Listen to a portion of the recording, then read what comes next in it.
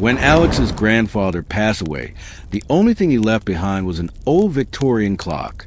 It was large, ornate, and heavy, with a brass pendulum and Roman numerals painted in faded gold. The note that came with it read, "It must never be allowed to chime at 3 a.m. Naturally, Alex laughed it off. Ghost stories weren't his thing. He placed the clock in his living room as a nostalgic piece, a reminder of the past. That night, it ticked steadily, a comforting rhythm that echoed through the silent house. Until it didn't. At exactly 3 a.m., the clock stopped. Alex woke with a start. There was no noise, just an intense feeling that someone was watching. The room was cold. Too cold. He checked his phone. 3 a.m. The clock had stopped again. Strange. The next morning, he tried winding the clock. It ticked normally throughout the day, but stopped again at the same exact time. This went on for 3 nights. By the 4th night, shadows seemed to linger longer than usual. From the corner of his eye, he thought he saw someone standing by the clock. When he turned, nothing was there.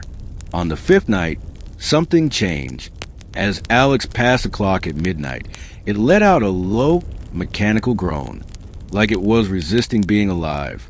At 3 a.m., the clock stopped, but this time Alex heard a whisper. "He's coming."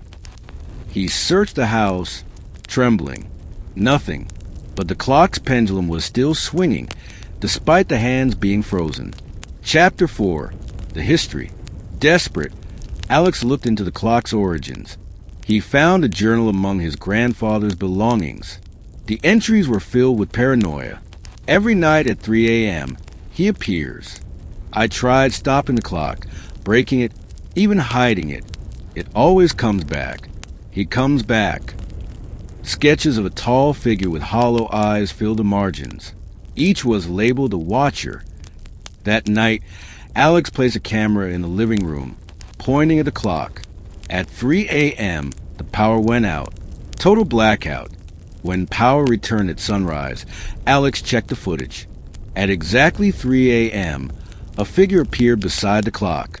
Tall, thin, and faceless. It looked straight at the camera before the screen went to static. A local historian told Alex a story. The clockmaker who created the timepiece was rumored to be a cultist who believed 3 a.m. was a gateway to another realm.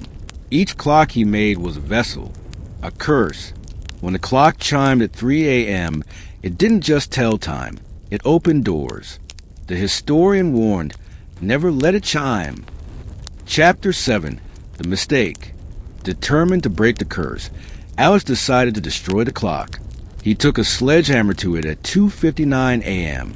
The moment he struck, the pendulum froze, and the clock chimed once. That single chime echoed like thunder. Lights exploded. The house shook. From every shadow, long fingers began to emerge. The next day, police found the house abandoned. The clock untouched, ticking. The camera still recording. The footage showed Alex screaming as shadows pulled him toward the clock. Then, silence. At the end of the tape, the clock strikes once. 3 a.m. Or has it just begun?